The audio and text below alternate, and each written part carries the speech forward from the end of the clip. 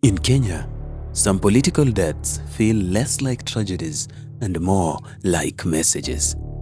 Messages sent in gunshots, messages written in fire, messages hidden in files that were quietly closed. Over the last 60 years, several powerful figures have died under mysterious circumstances. Official explanations were given, investigations were launched, but in many of these cases, the deeper questions were never answered. Today, we are looking at some of the most chilling political deaths in Kenya's history.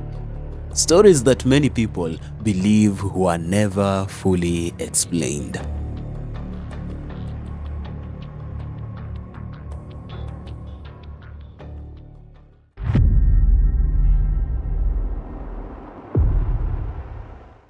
Pio Gama Pinto.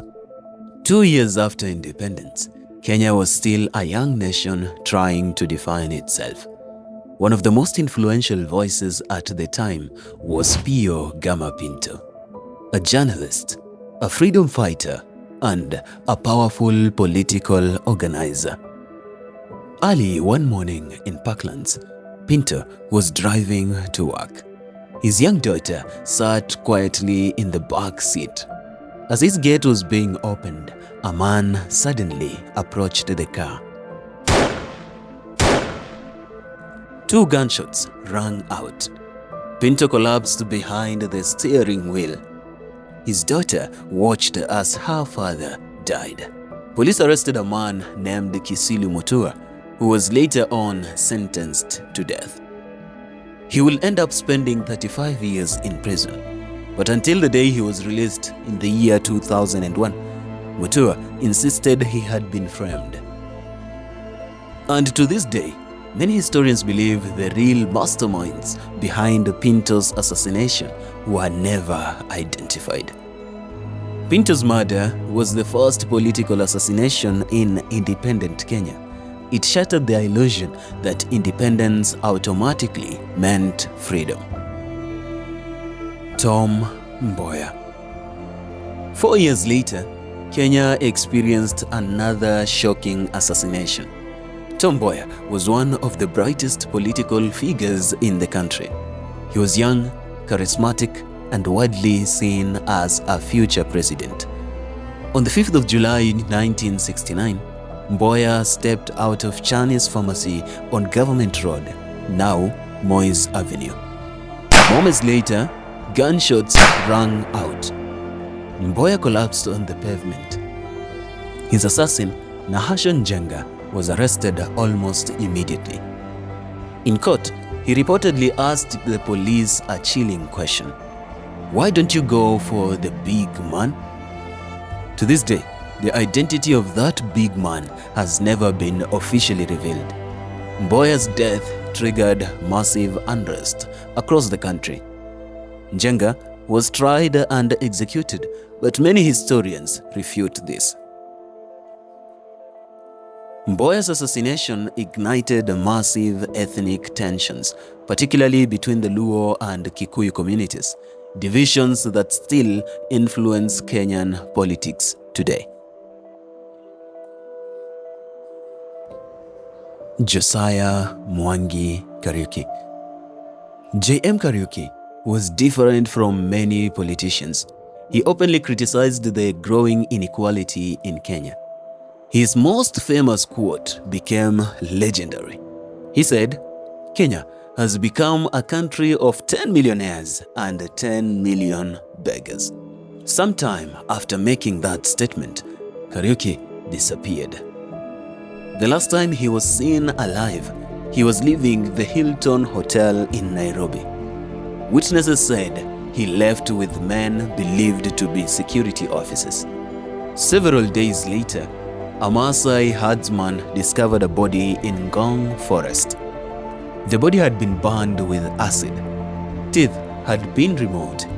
The face was almost impossible to identify, but investigators confirmed it was J.M. Kariuki. A parliamentary inquiry later pointed fingers at powerful individuals in government. but the report was quietly shelved. No one was ever charged. Kariuki's death transformed him into a symbol of resistance against inequality and corruption. Robert Ouko. Dr. Robert Ouko was one of Kenya's most respected politicians. As Minister for Foreign Affairs, he had built strong international relationships and was widely admired. Then, in February of 1990, he suddenly disappeared.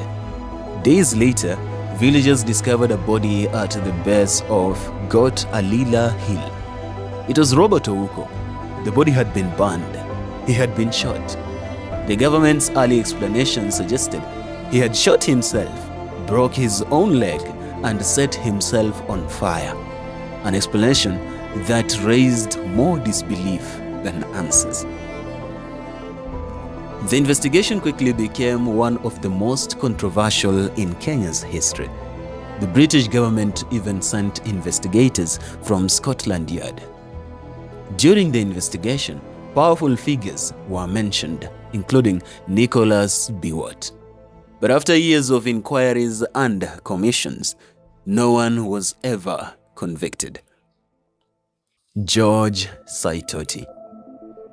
On the 10th of June 2012, Internal Security Minister George Saitoti boarded a police helicopter in Nairobi. He was heading to a church fundraiser. Minutes after takeoff, the helicopter crashed in Kibiku Forest. The aircraft burst into flames.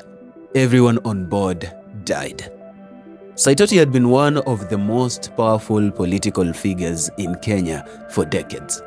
He was widely expected to run for president. Investigators later concluded the crash was caused by pilot error. But many Kenyans were not convinced. And after we do a deep dive on this story, you will know why. Mutula Kilonzo. Just a year later, another sudden political death shocked the country. Mutula Kilonzo, a respected lawyer and senator, was found dead in his bed at his Manzoni ranch. There were no signs of struggle. Toxicology tests were later disputed. Some samples were reported missing or contaminated. Eventually, authorities concluded the death was caused by natural complications, but questions remained. George Muchai.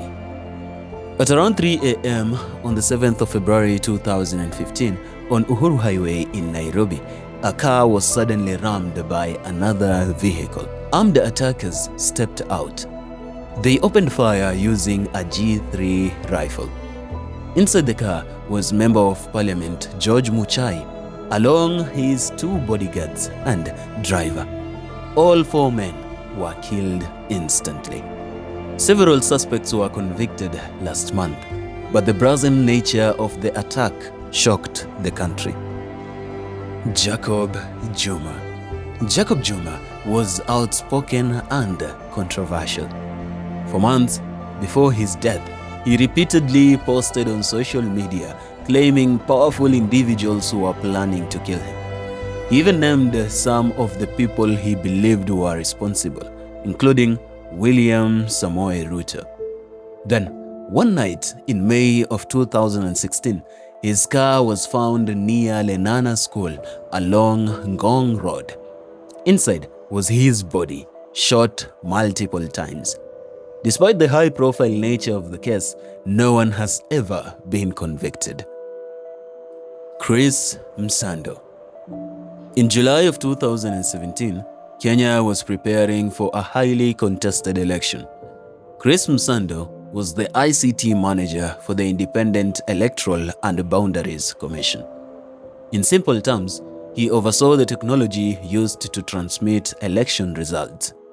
1 week before the election, Msando disappeared. 2 days later, his body was found in a forest outside Nairobi. Investigators said he had been tortured. His death shocked the country. and raised serious concerns about the integrity of the election process.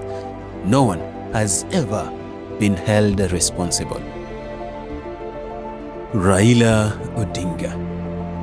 For decades, Raila Odinga was one of the most influential figures in Kenyan politics. Supporters called him Baba, Agwambo, the Enigma.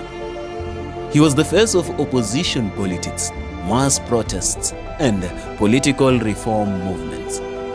When news of his death spread, the country reacted with shock. There were some conspiracies here and there.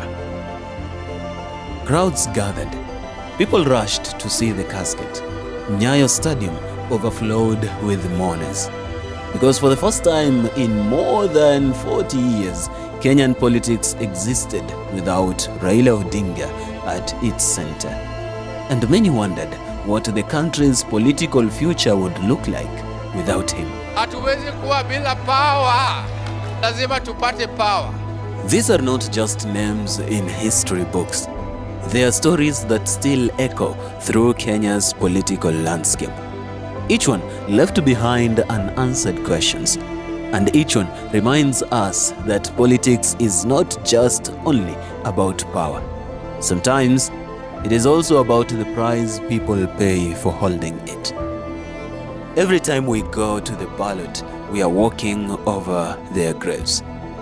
I am Yusuf, and this is Chipuko Media. Stay curious, stay skeptical.